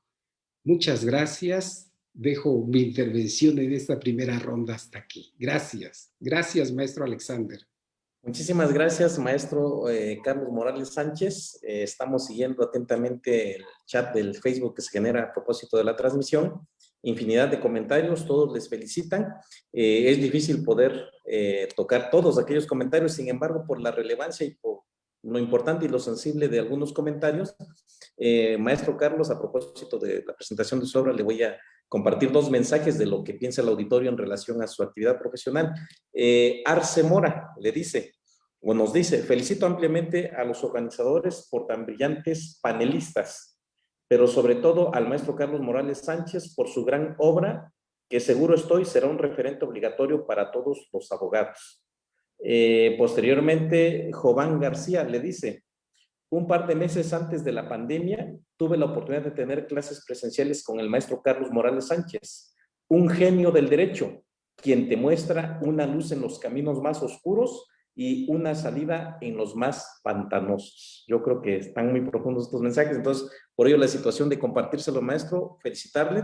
A nuestros comentaristas también, infinidad de comentarios para felicitarles, agradecerles, entienden lo ocupado de sus actividades hoy en día y agradecen la situación de permitirse tiempo para compartir de manera impresionante conocimientos con este importantísimo auditorio. Entonces, doctor Víctor Rodríguez, doctor Fabián Salvioli, muchísimas gracias por esta oportunidad que nos regalan. De verdad, para todos nosotros es bien impresionante poder escuchar sus comentarios, abrevar de sus conocimientos, al igual que el maestro Carlos Morales Sánchez. Nosotros en la actualidad estamos cursando la maestría en litigio estratégico internacional de la Universidad IRRESOT, universidad que dirige don Víctor Rodríguez Recia, de quien tengo la gran oportunidad también de ser su alumno, lo mismo que del doctor Fabián Salvioli, perdón, quien también en fechas próximas será nuestro maestro, pero en los cursos anteriores en Costa Rica, en Washington, en Europa, pues ya tuvimos esa importantísima oportunidad de aprender de ellos. Cuando la pandemia lo permitía, tuvimos esa grandísima oportunidad y privilegio de tenerles en clases presenciales y pues a privar directamente y de manera presencial de sus importantísimos conocimientos que comparten. Entonces, de verdad, es un verdadero privilegio tenerlos en esta página de Facebook, Viernes de Jurisprudencia, y en el Tribunal de Justicia Administrativa del Estado de Oaxaca. Muchísimas gracias por esta importantísima oportunidad. Y ahora, por favor, vamos a pasar a un pequeño espacio de preguntas y respuestas. Voy a iniciar, por favor, con la autorización de nuestros comentaristas, con una pregunta directa para el maestro Carlos Morales Sánchez. Entiendo que todos compartimos el hecho de que pues, es un evento para que él platique en el máximo de posibilidades de tiempo, pues respecto del contenido de su importantísima obra. Entonces, maestro Carlos Morales, Lucy Montes le pregunta, ¿cuál es el principal objetivo de su obra? Muchas gracias, Lucy Montes. Antes agradezco infinitamente a mi querido amigo, mi amigo Arce Mora, magistrado del Poder Judicial de la Federación, sus palabras. Lucy, el primer objetivo es dejar un testimonio de un trabajo efectuado hace algunos años, mediante los cuales se justiciabilizaron derechos humanos constitucionalmente establecidos. El primer objetivo es dejar un pequeño testimonio, una carta de navegación. Son pequeños asuntos que la vida me asignó y que tuve la suerte de postular casi por azar, trabajando como defensor de oficio del Poder Judicial de la Federación. Y con estos textos, con este texto trato de explicar un camino. Esto no es una navegación de altura, estos son casos de navegación, lo dije hace un momento, de cabotaje. Son pequeños casos de personas indígenas, no son los grandes casos que se ven mediáticos, son de personas indígenas que requieren la defensa oficial del Estado. Hoy este servicio lo presta mi querido amigo Jesús Gerardo Herrera en Oaxaca a nivel estatal y la maestra Araceli Guadalupe Cruz Oropesa a nivel federal con la delegación de la Defensoría del Poder Judicial de la Federación. Dejamos un testimonio de que una persona, un abogado de oficio, defendiendo a personas indígenas, puede acudir ante las más altas instancias jurisdiccionales del país y luchar porque las personas que defiende obtengan justicia. Las defensorías estatales generalmente han sido vistas como centros de salud, es decir, como organismos que dan un nivel primario de salud y básico. Pero este trabajo pretende demostrar que aquí el servicio prestado, y lo digo con toda la modestia del mundo, fue un servicio diferente. Se buscó en virtud de que, perdónenme que lo diga así, en virtud de que no era un extraño quien estaba defendiendo a un extraño, sino que una persona integrante de la comunidad defendía a otro integrante de la comunidad. Eso permite que uno, en los casos que plantee, no solamente aplique la norma jurídica, sino que también uno comparta el dolor y ayude, como Simón de Cirene, ayude también a cargar un pedacito de esa cruz. Y sí, este libro fue construido para exorcizar esas ideas que por las noches no nos dejan dormir y que ahí están como una maldición para los abogados comprometidos. Los domingos a la hora del desayuno, uno no se fija que está desayunando porque la mente está pensando en las actividades del día siguiente. Es solamente un testimonio, una carta de navegación, un manual, un pequeño manual sobre cómo construimos una pequeña onda para derribar a un David poderoso y fuerte. Gracias. Muchísimas gracias. Hay muchas otras preguntas para usted, maestro Carlos. Ahorita volvemos a regresar. Ahora, por favor, voy a dirigir una pregunta al doctor Fabián Salvioli. Doctor, le preguntan, ¿qué implica el debido proceso y qué implica el litigio estratégico internacional? Bueno, el debido proceso es un conjunto de garantías que todas las personas tienen en todo tipo de procesos, a los efectos de que cuando el Estado les somete a algún juicio del plano que sea, eso se haga en conformidad con las obligaciones internacionales que el Estado asumió. Están muy bien desgranados en los artículos 8 del Pacto de San José de Costa Rica y 14 del Pacto de Derechos Civiles y Políticos, para mencionar brevemente eso, y en todo caso, quien quiere ahondar en la respuesta, pues puede acudir a la observación general número 32, aprobada por el Comité de Derechos Humanos sobre debido proceso. El litigio estratégico, creo que Carlos lo explicó perfectamente cuando estaba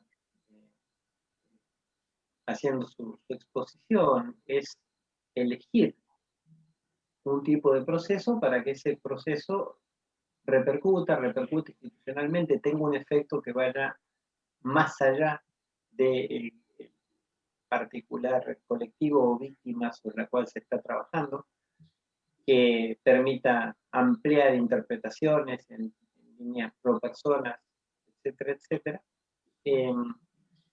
Y por eso es importante que haya muy buena capacitación en litigio estratégico, porque si no se dispendian esfuerzos. Creo que en ese sentido la maestría de IRESOD es un espacio extraordinario porque focaliza sobre ese aspecto.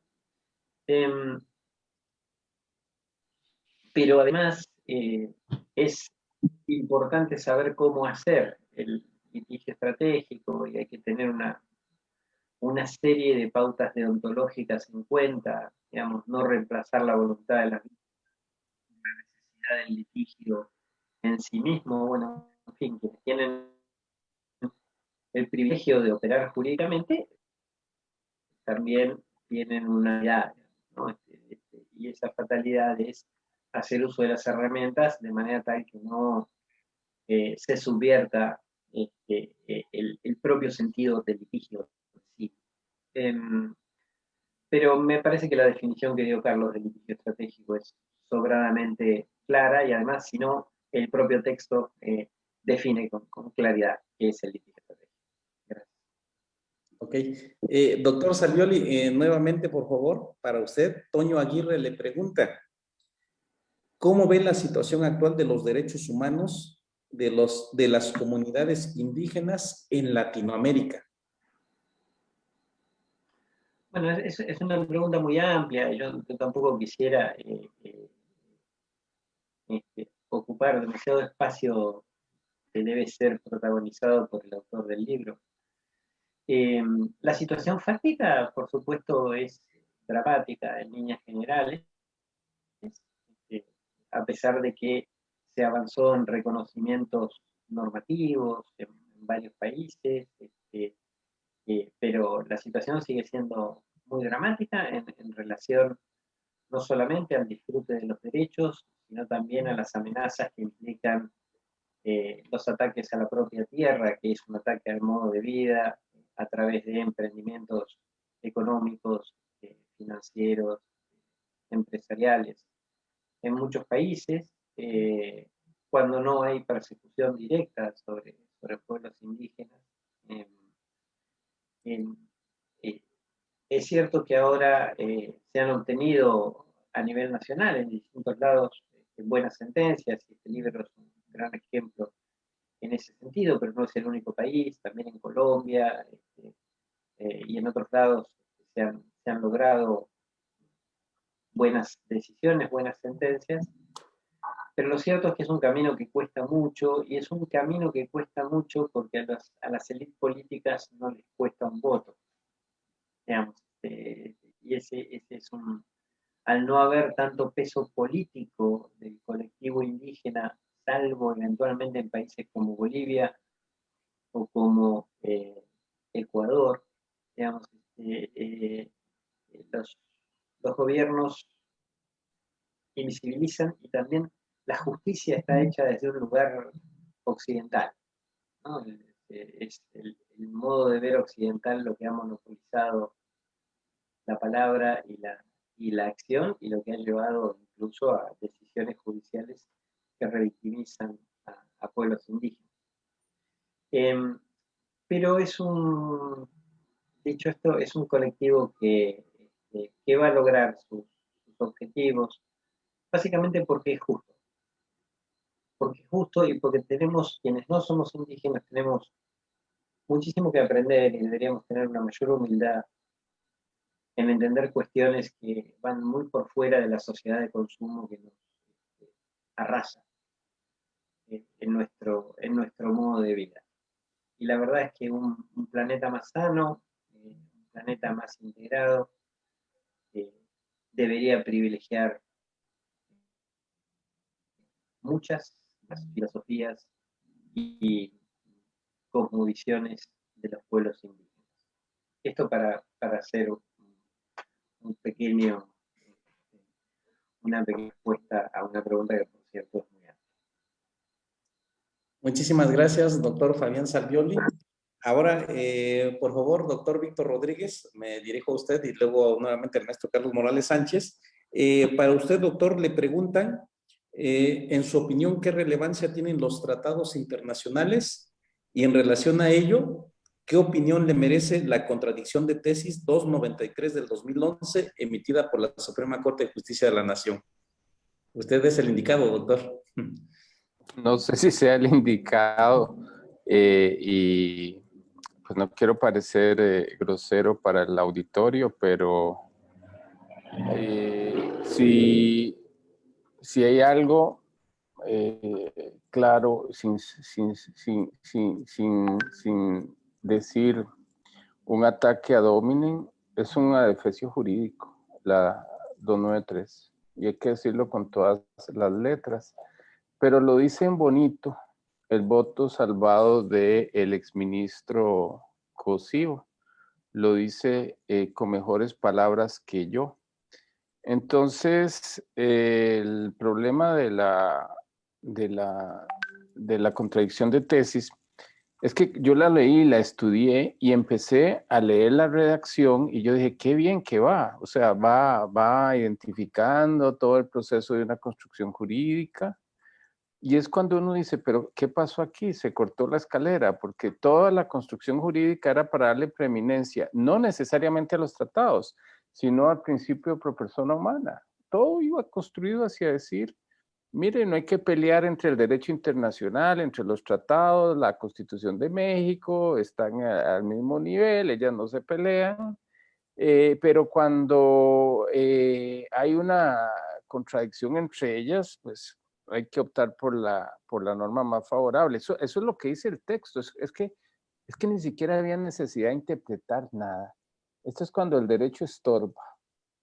O sea, si ustedes leen el artículo 1, no había nada que interpretar, nada, no era necesario, nada, porque dice claramente que los tratados de derechos humanos y la cuestión al mismo nivel, pero que en caso de una desaveniencia, pues prevalece la norma más favorable. Entonces, lo que hace la contradicción de tesis es borrar con el codo lo que hizo con la mano, ¿no? Bueno, yo me sentiré muy cómodo cuando ahora con la reforma al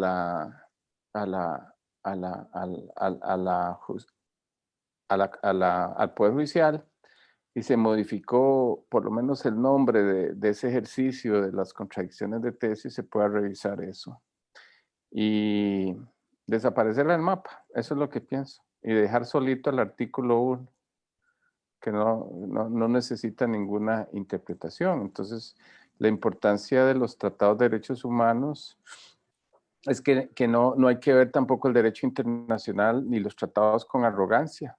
Yo creo que la Constitución de México, un poquito desordenada, un poquito se parece más a leyes orgánicos, tiene más protección que los tratados. Tiene mucho más protección que los tratados y se refieren a todo tipo de protección, entonces se integra con los tratados. Pero bueno, ¿cuál es la importancia de los tratados? Que se conozcan, que se apliquen como derecho interno. Esa es mi respuesta, que no se vean lejanos, que no se vean en abstracto, que no se vean únicamente como objeto de litigio de asuntos internacionales, sino que son para aplicar y defender derechos aquí y ahora, que sean materia de amparo. Muchísimas gracias, doctor. Doctor, también esta pregunta la dirijo para usted. Héctor Sánchez pregunta, ¿cómo lograr que la integración de los pueblos indígenas no destruya su identidad?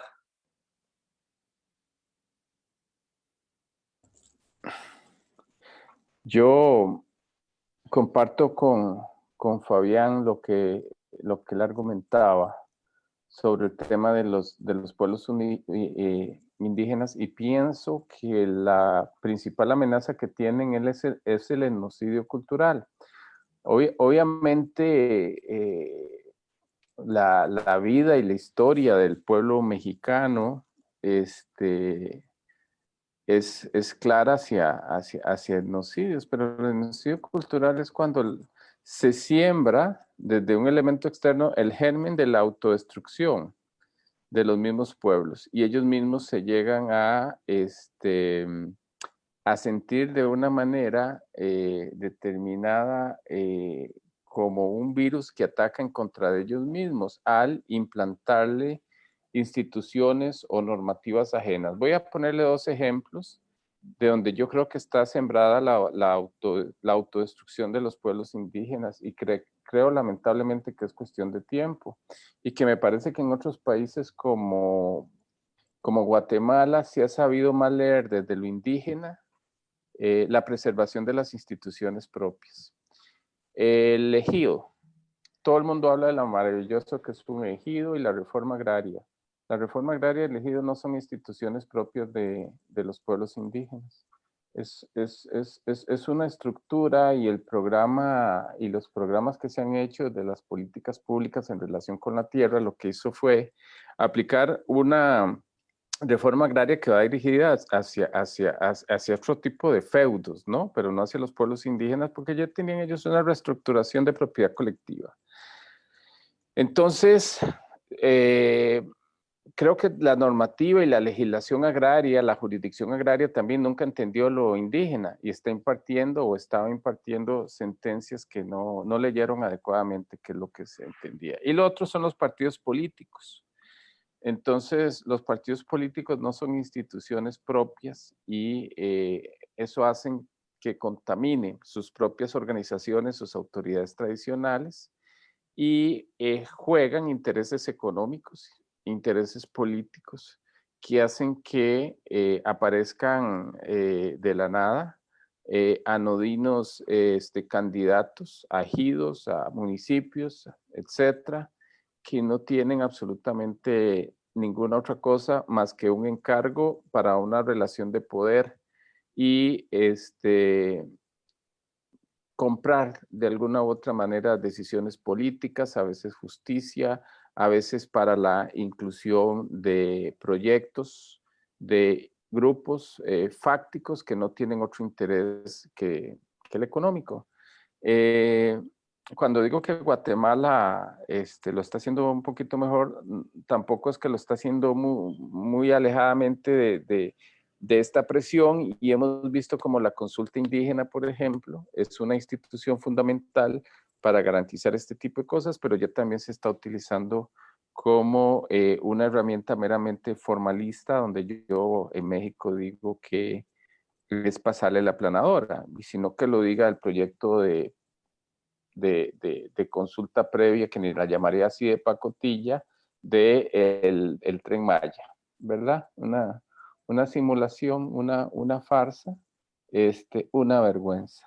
Entonces, se ha ido perdiendo esa identidad cultural, se ha ido perdiendo esa garantía que se ha perdido la tradición oral para defender los derechos desde la profundidad del indígena. Eso es un genocidio cultural. Muchísimas gracias, doctor. Ahora pasamos a otra pregunta con el maestro Carlos Morales Sánchez. Maestro, le preguntan, ¿qué caso de los que cita en su obra llamó más su atención? Muchas gracias por la pregunta. Quiero señalar que los 5 casos narrados y las referencias a otros casos litigados llamaron mi atención en el mismo nivel. Quisiera señalar que yo empecé al hacer este tipo de litigios, reitero, sin pensar que lo que estaba haciendo era litigio estratégico. Lo que yo estaba buscando era un mecanismo que me permitiera generar herramientas nuevas de defensas para los pueblos indígenas. Toda esta travesía comienza en el año 99, pero en esos años no había ni siquiera el catálogo de derechos de los pueblos indígenas, que fue constitucionalizado hasta el año 2002.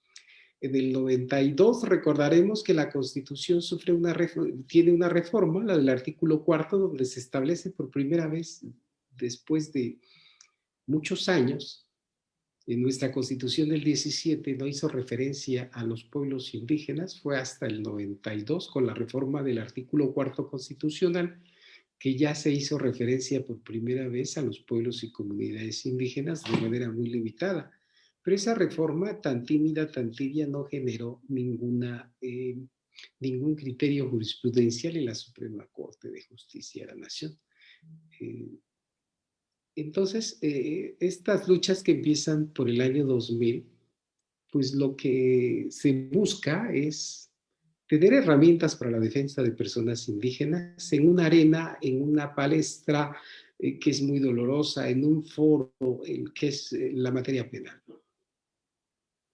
Todo este desarrollo jurisprudencial en materia indígena empieza a generarse a partir de que la persona indígena está frente a la jurisdicción del Estado y sufre, padece por lo menos de 3 barreras que lo separan frente al órgano que lo juzga: la barrera de la lengua, la barrera cultural, la barrera de la defensa. En el año 2001, pues la reforma constitucional permitió establecer este catálogo de derechos. Pero ahí estaban nada más, como estaba el derecho a la alimentación, como está el derecho al medio ambiente sano y adecuado para el desarrollo y el bienestar, como está un conjunto de derechos en la Constitución que nada más son una parte discursiva. Solamente es un discurso sin aterrizamientos prácticos. No son asuntos que...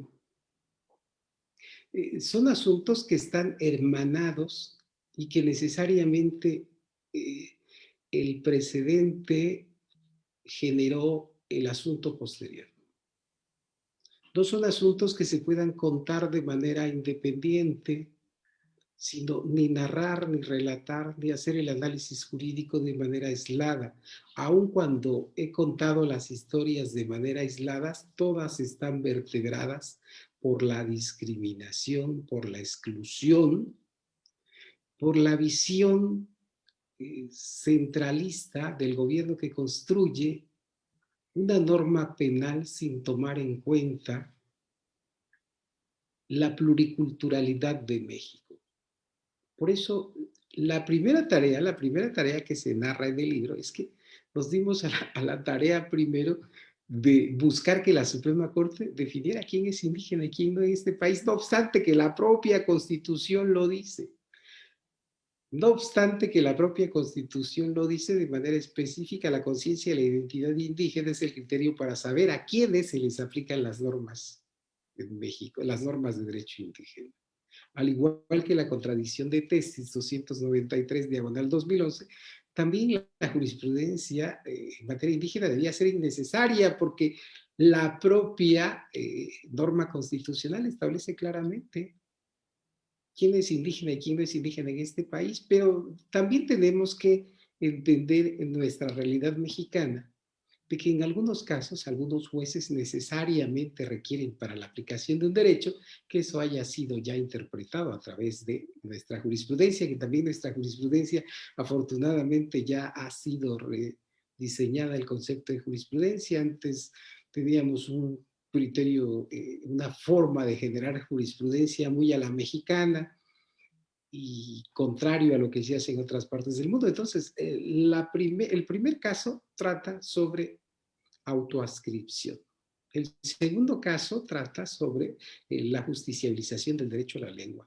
Y así, poco a poco, vamos desarrollando en el libro, pero vamos siguiendo una línea que nos permite advertir, pues, que el caso 1 sustenta necesariamente lo narrado en el caso 2. No son hechos aislados, sino son casos que evidencian una misma situación, pero que uno presupone al otro. En el caso Jorge Santiago, por ejemplo, nosotros logramos que la jurisprudencia explicitara lo que la Constitución dice respecto de que el juez debe tomar en cuenta la especificidad cultural. ¿Y dónde se toma en cuenta la especificidad cultural? Pues en el caso de José Torres y las iguanas negras, pues ahí se hace ya referencia a cómo el juez toma en cuenta la especificidad cultural. Si alguien me pregunta cuál es su caso favorito, creo que los 5, y creo que debo seguir hurgando en mis archivos para encontrar algunos otros asuntos que seguramente también habré trabajado desde otra perspectiva. Pero esa es la respuesta que puedo generar. Son casos que están encadenados y que uno presupone a los otros. Muchas gracias, maestro Alexander. Muchísimas gracias, maestro. Por la situación de tiempo, tenemos ya prácticamente 1 hora con 47 minutos y creo que para el caso de México y Costa Rica, pues todavía estamos en horas aceptables, pero el doctor Fabián Salvioli creo que está ya a medianoche, entonces creo que hasta aquí vamos a terminar esta actividad bastante importante, bastantes preguntas. Le voy a dirigir una última, maestro Carlos, a ver si la pudiera resumir. Le estoy viendo prácticamente imposible, 2-3 minutos, para finalmente pedirle un comentario final al doctor Fabián Salvioli y al doctor Víctor y con ello concluir esta importante actividad. Le pregunta Felipe Pech Quijano, ¿cómo ve en la actualidad la relación entre los pueblos indígenas y el derecho del trabajo? Eso es muy interesante porque es una de las situaciones que no han sido exploradas. Nuestro artículo 5º constitucional que establece y reglamenta el derecho al trabajo no hace referencia a los pueblos y las comunidades indígenas de manera específica, pero entendemos que ese derecho al trabajo va a ser necesariamente está vertebrado por el catálogo de derechos establecidos en el artículo 2º constitucional. ¿Cuál es la situación de la persona indígena en el derecho al trabajo? Pues que las personas indígenas se van a encontrar también frente a la jurisdicción del Estado. Una persona indígena ante un juez en materia laboral tiene derecho, al igual que las personas indígenas en materia penal y en materia civil, también tienen el mismo derecho a contar con, si está frente a la jurisdicción del Estado, con 3 derechos que la Constitución establece. El primer derecho es a contar con una persona que sea puente de comunicación entre su lengua y la lengua castellana, la lengua mayoritaria, el derecho al intérprete.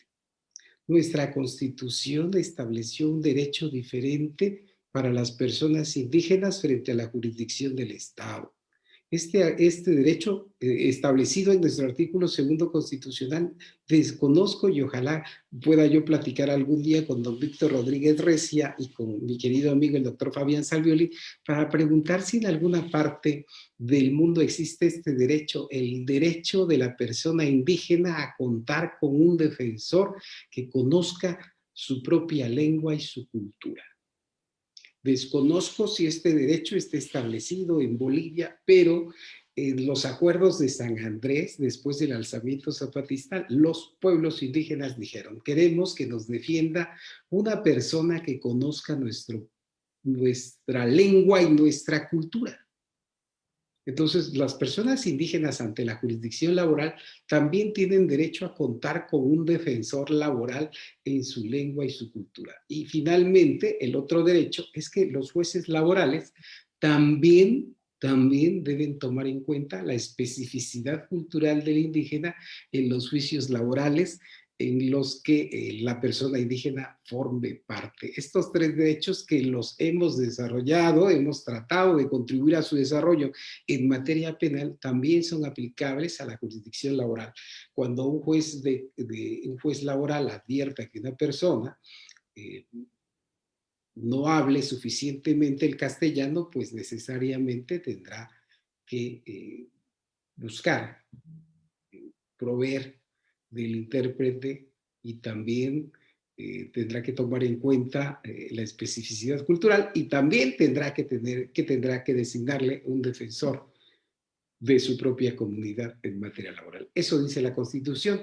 Yo estoy plenamente seguro que todavía tendremos que trabajar para justicializar, para materializar esos derechos. Muchas gracias, maestro Alexander. Muchísimas gracias, maestro Carlos. Ahora, por favor, cedo el uso de la palabra al doctor Fabián Salvioli para su último comentario, doctor, en el sentido que usted considere, para despedirse a su vez, por favor. Muchas gracias. 5 palabras nada más, a efectos de decir que para mí ha sido un gran honor participar de este evento, lo hice con mucho gusto, con mucho placer. Renovar las felicitaciones, por supuesto, a Carlos por esta obra, que será de una gran utilidad, no solamente, reitero, para quienes litiguen causas de personas o colectivos o pueblos indígenas, sino en general para quienes decidan hacer litigios estratégico. Felicitar al IRESOT por la iniciativa, a ustedes por llevar adelante este evento y alojarlo de una manera tan adecuada y tan empática. Y decir que este tipo de producciones son las que nos alientan a pensar de que otro mundo es posible. Y eso en estos tiempos aciagos no es poco. Les deseo que pasen una muy bonita noche y que nos cuidemos, digamos, porque todavía la pandemia nos arrasa a todos y todas. Muchas gracias. Muchísimas gracias, doctor Fabián Salvioli. Ahora, por favor, doctor y apreciado maestro Víctor Rodríguez, por favor, para su comentario final. No, yo voy a cerrar simplemente con algo muy pragmático. Yo también he escrito 2 libros publicados por el IRESOT. Yo mismo me los publico porque si no nadie me los publica. Pero si me ponen a escoger de los libros que yo he escrito del IRESOT y cuál me llevaría yo en mi maleta, es sin duda el libro de Carlos. Muchísimas gracias. Muchísimas gracias, doctor Víctor Rodríguez Recia. Y finalmente, amigo maestro Carlos Morales Sánchez, para tu comentario final y despedir al auditorio, por favor. Solo decir que estoy muy emocionado con todas las palabras, con todo lo que desde el corazón ha salido en esta tarde-noche. Agradezco mucho las palabras y el conocimiento compartido por mis queridos maestros Víctor Rodríguez, Fabián Salvioli. Gracias, queridos maestros, por hacerme también parte de la Universidad de Altos Estudios, del IRESOT, en la maestría de Litigio Estratégico Internacional. Muchas gracias. Gracias, don Víctor. No tengo palabras para agradecerles el impulso, el apoyo, y gracias, doctor Salvioli. Ojalá que puedan adquirir el libro con Carolina López. Es este libro que lo leen ustedes muy rápidamente, además de algún conocimiento jurídico, pues el libro es muy ameno. Ojalá que puedan adquirirlo, reciban todas y todos los que nos vieron en esta tarde, noche, en esta noche, un afectuoso saludo desde la ciudad de Oaxaca de Juárez. Mi agradecimiento siempre y mi respeto y la insistencia siempre de que nos cuidemos. Muchas gracias. Muchísimas gracias, maestro Carlos. Por último, maestra Carolina, si pudiera volver a repetir sus contactos, porque siguieron insistiendo en el chat, que dónde los localizamos, cómo los encuentro, por favor, para reubicar la información, por favor. Por supuesto que sí. De hecho, justamente ahora les he estado escribiendo.